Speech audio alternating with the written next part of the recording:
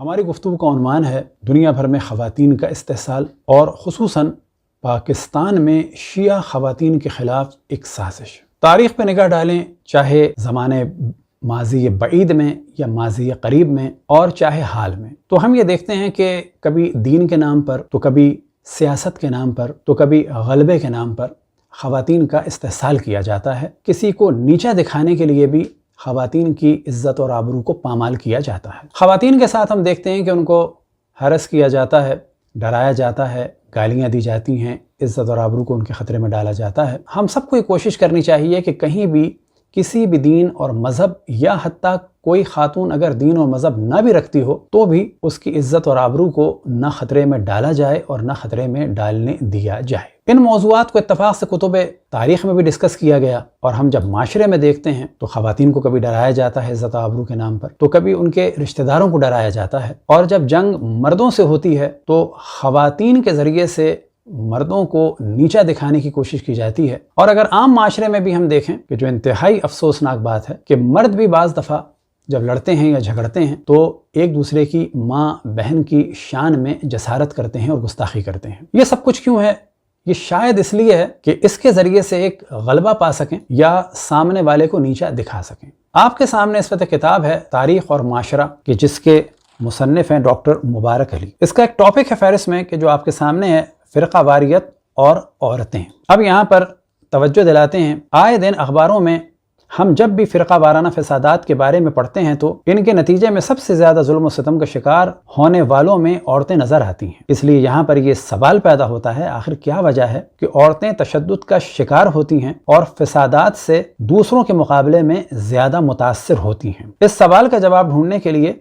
ہمیں سب سے پہلے معاشرہ میں عورتوں کی سماجی حیثیت کا جائزہ لینا ہوگا۔ اب یہی ٹاپک تفصیل سے اس صفحے پہ ہے کہ آپ اسے پڑھ سکتے ہیں۔ اب آپ کے سامنے صفحہ نمبر 30 ہے، تو یہاں پر یہ ہے، لہٰذا ہم دیکھتے ہیں کہ پدرانہ معاشرے میں عورت کو ہر قسم کے ذریعوں سے دبا کر اطاعت گزار اور حقیر بنا کر رکھا جاتا ہے، تو دوسری طرف عورت مرد کی ملکیت ہوتی ہے اور ملکیت کی وجہ سے وہ اس کی ذاتی شے بن جاتی ہے۔ جس طرح ملکیت کسی فرد کی ذات کا حصہ بن جاتی ہے، اسی طرح عورت مرد کی ذات میں ضم ہو جاتی ہے۔ اسی لیے اگر کوئی اس ملکیت پہ ہاتھ ڈالتا ہے، اسے چھیڑتا ہے یا اس میں خرابی پیدا کرتا ہے تو مالک اس کی حفاظت کے لیے سینہ سپر ہو جاتا ہے اور وہ اس کی عزت وقار اور غیرت ہوتی ہے۔ یہاں پر انہوں نے توجہ دلائی کہ عموماً معاشرے میں خواتین کی کیا حیثیت ہے۔ اس صورتحال میں جب کسی معاشرے میں فرقہ وارانہ فساد ہوتے ہیں تو مخالف فرقے اس بات کی پوری کوشش کرتے ہیں کہ مخالف فرقے کو زیادہ سے زیادہ نقصان پہنچایا جائے تاکہ وہ کمزور ہو کر مزاحمت سے باز آئے۔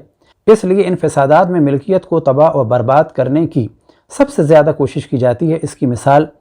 1998 میں ہونے والے انڈونیشیا کے فسادات ہیں، جن میں چینی باشندوں کی املاک کو آگ لگائی اور اسے تباہ و برباد کیا گیا تاکہ وہ معاشی طور پر کمزور ہوں۔ اب یہاں پر انڈونیشیا کے فساد کے بارے میں تفصیل ہے، اور ساتھ میں جو افسوسناک کیفیت ہے، انڈونیشیا کے فسادات میں ہزاروں چینی خواتین کی عصمت دری کی گئی تاکہ چینی نسل کے لوگوں کو اپنی کمزوری کا احساس ہو۔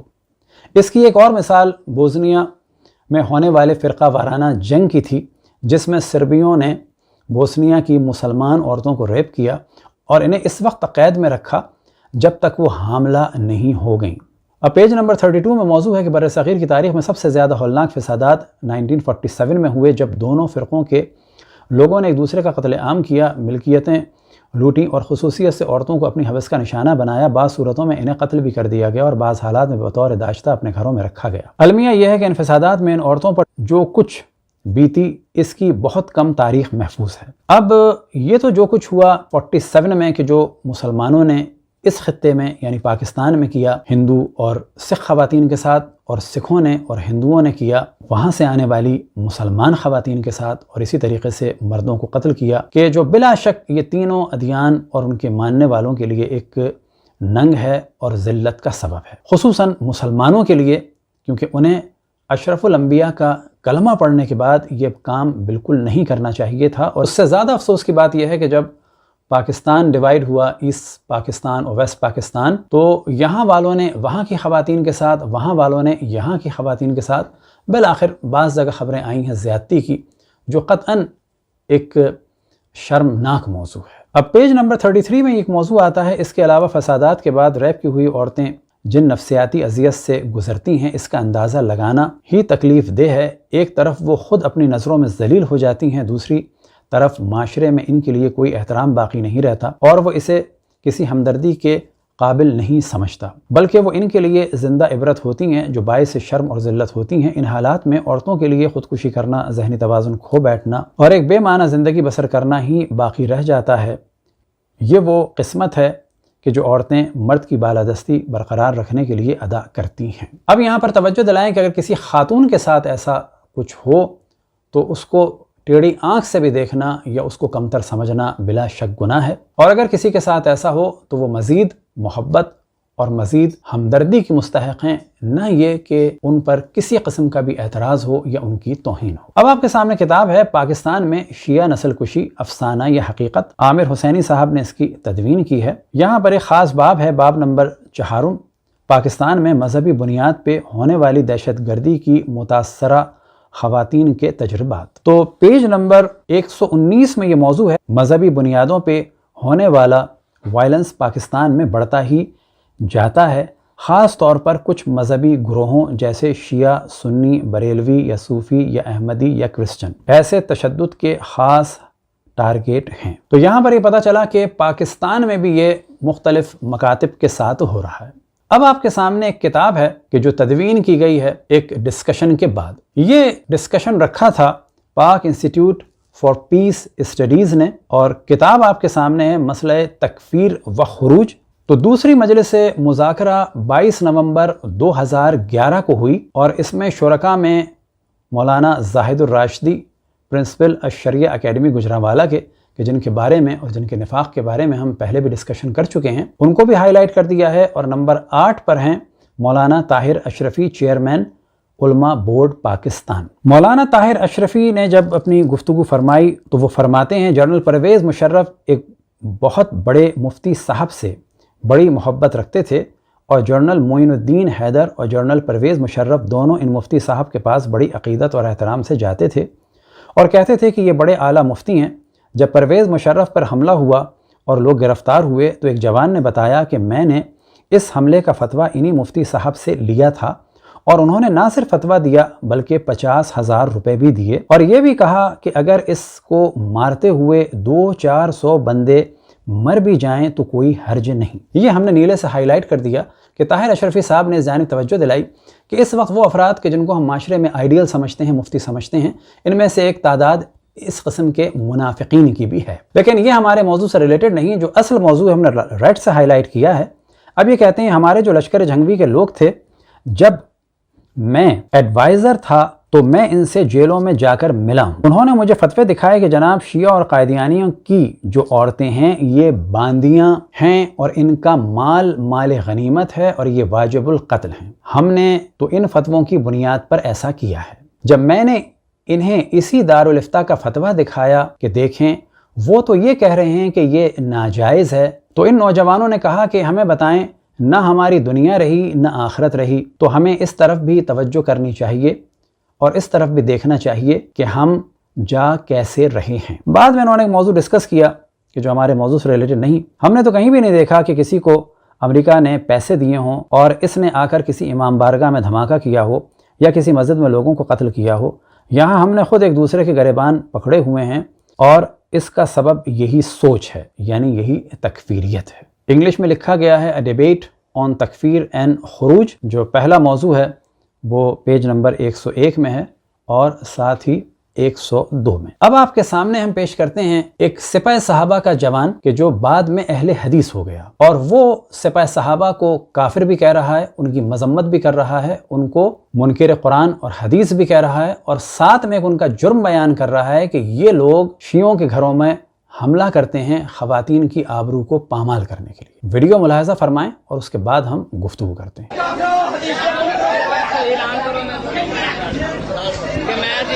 السلام علیکم ورحمۃ اللہ۔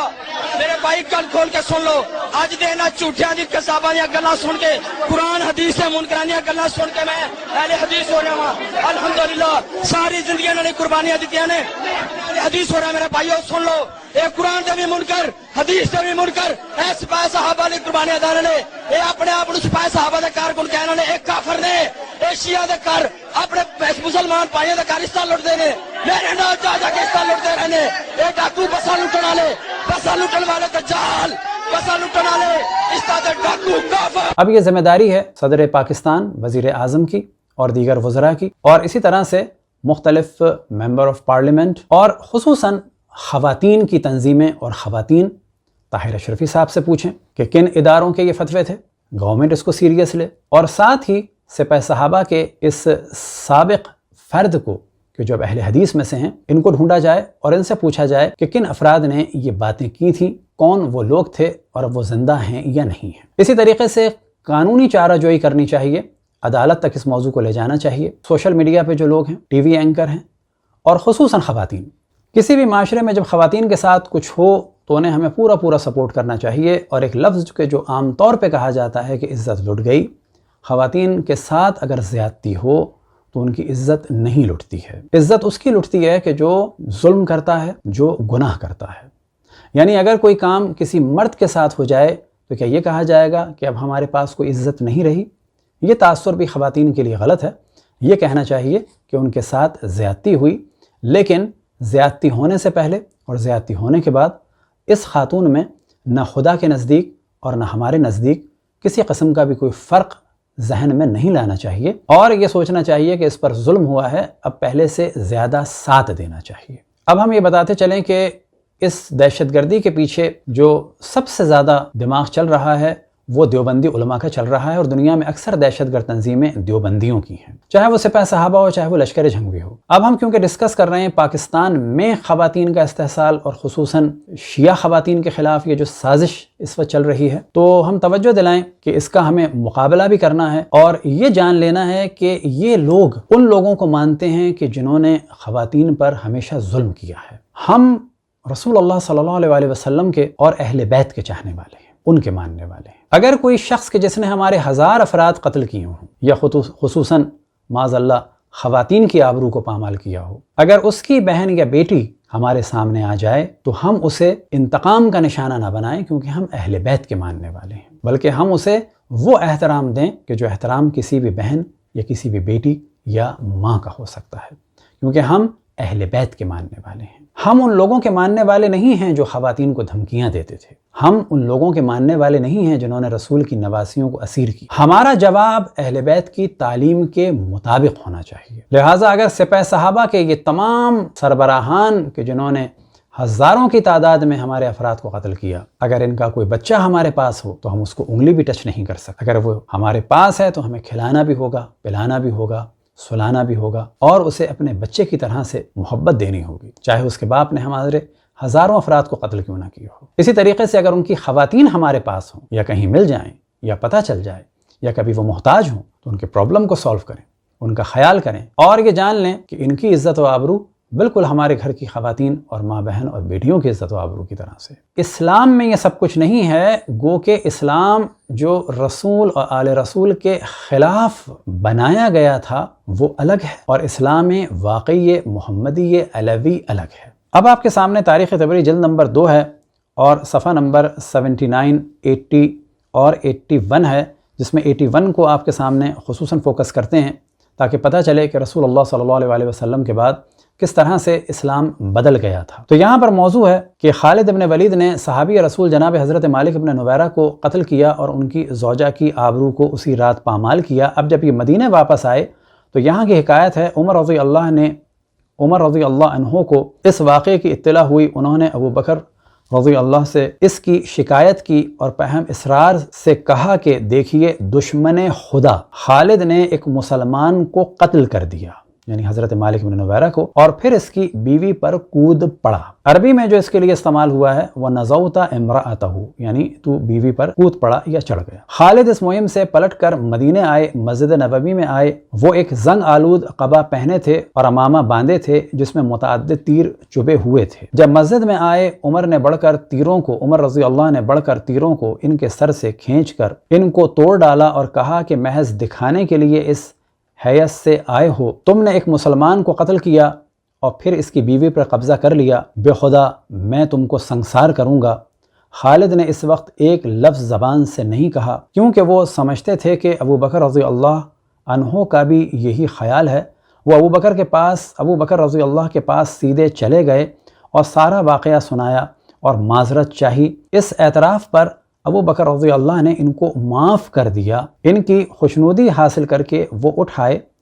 عمر رضی اللہ عنہ مسجد میں بیٹھے تھے۔ خالد نے کہا، اے ام شملہ کے بیٹے، اب آؤ، کیا کہتے ہو؟ یعنی چڑھا رہے تھے۔ عمر رضی اللہ تاڑ گئے کہ ابو بکر ان سے راضی ہو گئے۔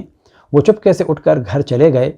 اور خالد رضی اللہ کو کوئی جواب نہیں دیا۔ اور پھر یہاں ساتھ میں پیج نمبر 80 میں واضح موضوع ہے، ان لوگوں کو کہ جن میں صحابی رسول بھی تھے، ان کے سروں کو کاٹ کر کھانا پکانے کے لیے اینٹوں کے طور پر استعمال کیا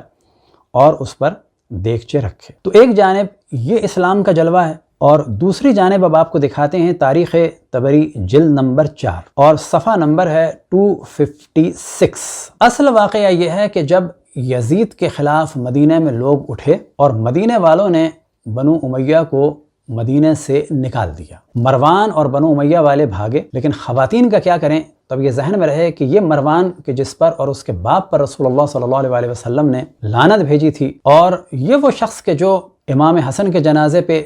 تیر چلانے والوں میں سے ایک اہم شخص تھا، اور امام حسین کی شہادت کے بعد اور بعد میں امام حسین علیہ السلام کے دشمنوں میں سے تھا۔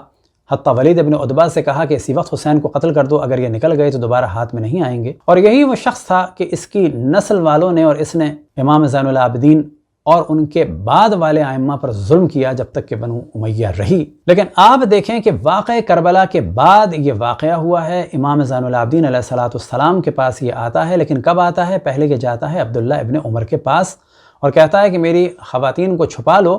اور عبداللہ ابن عمر منع کر دیتے ہیں۔ لیکن امام زین العابدین علیہ السلام کے جن پر مظالم ڈھائے گئے، اب یہ بات واضح رہے کہ مروان اور یہ لوگ سب ایک دوسرے کے ساتھ ہیں، عبداللہ ابن عمر، لیکن جب مروان کی خواتین کو ضرورت پڑی تو عبداللہ ابن عمر نے ساتھ نہیں دیا، بلکہ امام زین العابدین علیہ السلام نے ساتھ دیا کہ جو اپنی پھوپھیوں اور بہنوں اور بیٹیوں کو اسیر دیکھ چکے تھے۔ ہمارا بھی یہی کردار ہونا چاہیے کہ کہیں بھی کوئی بھی خاتون ہو، چاہے وہ مسلمان ہو یا نہ ہو، چاہے انڈیا میں ہو چاہے پاکستان میں ہو، ہم ان خواتین کا احترام کریں۔ کسی بھی انسان کے ساتھ کہیں پر بھی ظلم ہو رہا ہو، اس کا پورا ساتھ دیں، اور خصوصاً خواتین کا پورا ساتھ دیں، اور اتنا احترام کریں کہ دنیا میں لوگ جان لیں کہ اہل بیت کے چاہنے والے واقعاً خواتین کی عزت اور آبرو کو اپنی خواتین کی عزت اور آبرو کی طرح سے اہمیت دیتے ہیں۔ اب آپ کے سامنے عبارت پڑھتے ہیں علی ابن الحسین رضی اللہ عنہ اور مروان۔ بنو امیہ جب شام کی طرف روانہ ہوئے تو مروان کی زوجہ جو آبان بن مروان کی ماں ہیں، یعنی عائشہ بنت عثمان ابن عفان ہیں، یعنی تیسرے خلیفہ کی بیٹی بھی ہیں، نے مروان کے تمام ساز و سامان کے ساتھ علی ابن الحسین کے یہاں آ کر پناہ لی۔ بنو امیہ مدینے سے جب نکالے گئے تو مروان نے ابن عمر سے کہا میرے عیال کو اپنے پاس چھپا رکھو۔ ابن عمر نے یہ بات نہ مانی۔ علی ابن حسین یعنی امام زین العابدین علیہ السلام سے جب مروان نے کہا کہ مجھے تم سے قرابت ہے، اب آپ دیکھیں کہہ رہا ہے کہ مجھے تم سے قرابت ہے، کون سی قرابت ہے؟ واقع کربلا میں پیش تم، امام حسین کے دشمن تم، اور یہ وہ زمانہ ہے کہ مولا امیر المومنین کو ممبروں سے گالیاں دی جا رہی ہیں، لیکن امام زین العابدین علیہ السلام نے پھر بھی ان کا ساتھ دیا۔ میرے اہل بیت تمہارے اہل بیت کے ساتھ رہیں، تو انہوں نے منظور کر لیا، یعنی امام زین العابدین علیہ السلام نے منظور کر لیا۔ مروان نے اپنے اہل و عیال کو علی ابن الحسین رضی اللہ عنہ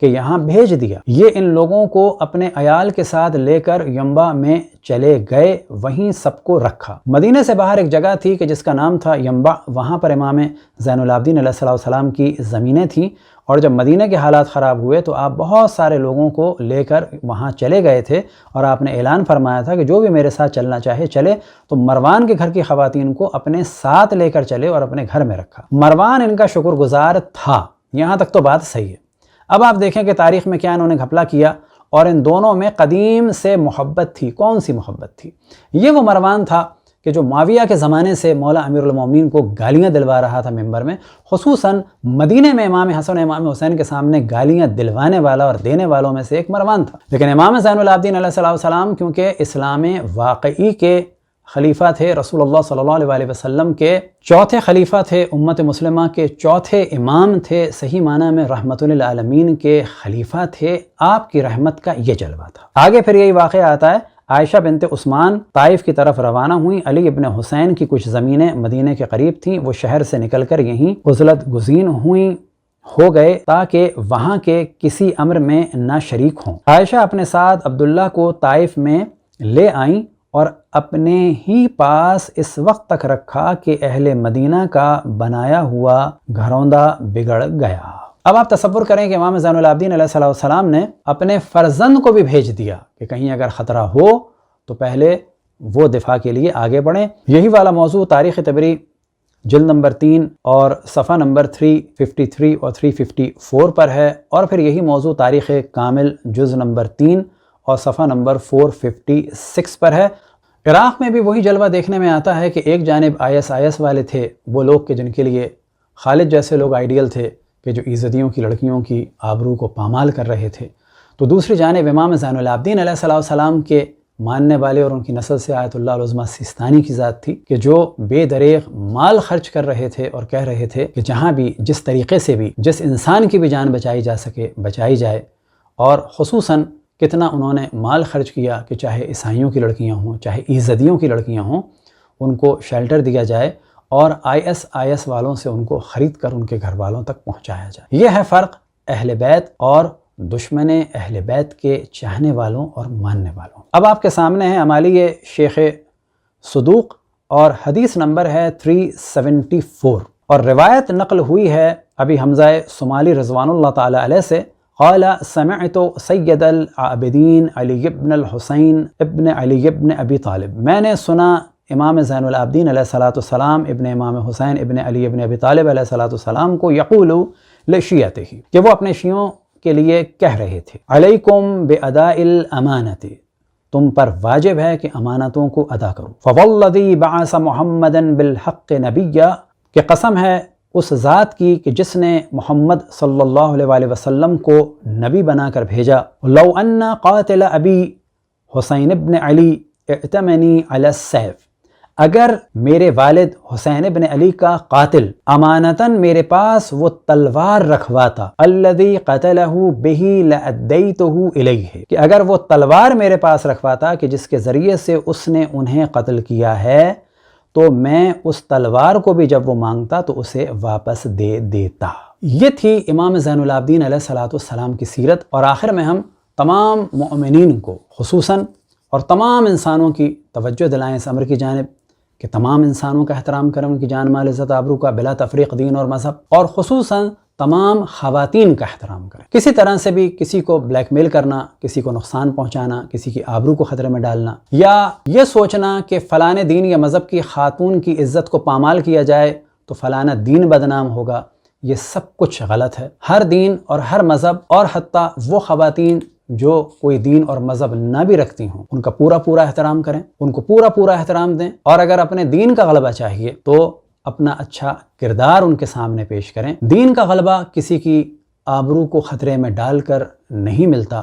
بلکہ یاد رکھیں جو اس وقت ادیان کا رنگ نظر آ رہا ہے، چاہے وہ انڈیا میں ہندو اپنے دین کے نام پہ کریں، یا جو کچھ مسلمانوں نے سکھوں کے ساتھ، سکھوں نے مسلمانوں کے ساتھ، اور ہندوؤں نے مسلمانوں کے ساتھ 47 میں کیا، یا جو کچھ اس وقت انڈیا میں ہندو مسلمانوں کے ساتھ کر رہے ہیں، یا مسلمان ہندوؤں کے ساتھ کریں، یا بدھسٹ مسلمانوں کے ساتھ کریں، یا ایک فرقہ دوسرے فرقے کے ساتھ کرے، یہ دین کی سربلندی کا سبب نہیں ہے، بلکہ یہ دین کی بدنامی کا اور اس چیز کا سبب ہے کہ لوگ دین سے دور ہوں گے۔ دعا ہے کہ خداوند تبارک و تعالی ہم سب کو توفیق عطا فرمائے کہ ادیان اور مذاہب کے درمیان جو اختلافات ہیں ان کو منطقی طریقے سے ڈسکس کیا جائے، نہ کہ جان اور مال اور عزت اور آبرو اور خصوصاً خواتین کی آبرو کو خطرے میں ڈال کر۔ آخر میں پھر ہم توجہ دلائیں کہ سپہ صحابہ کی خواتین کا ہم پورا احترام کریں، اور اتنا احترام کریں کہ وہ خود سوچنے پہ مجبور ہو جائیں کہ اہل بیت کے ماننے والوں میں اور دشمنان اہل بیت کے ماننے والوں میں کتنا فرق ہے۔